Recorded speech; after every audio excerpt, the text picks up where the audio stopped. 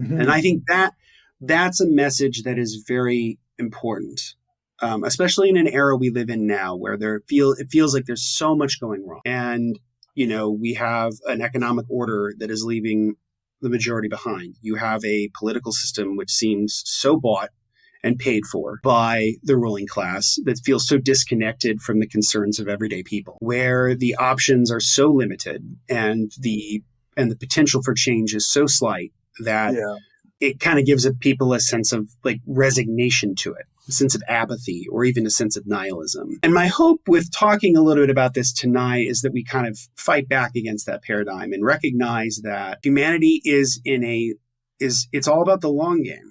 I think that this was the Marxist Moishe Costone who once said, it took us centuries to get in this mess and may take us centuries to get out. Yeah.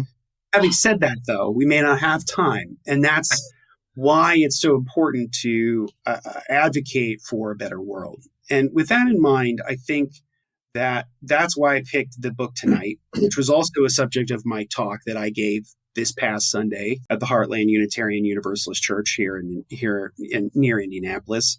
I speak to their group regularly, and the talks always become essays, and so and hope is a major component of that. So tonight, the book that we're discussing is a book called "The Revolution of Hope Toward a Humanized Technology" by Erich Fromm. Cool.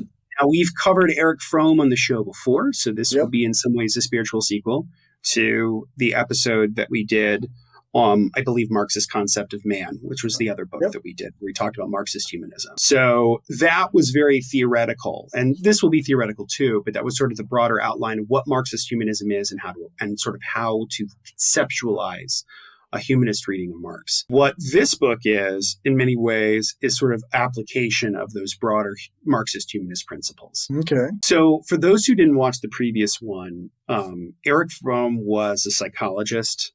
He was a sociologist, and he wrote a variety of different books and was very influential in the 20th century in developing the sort of Marxist humanist tradition of which I'm a part of.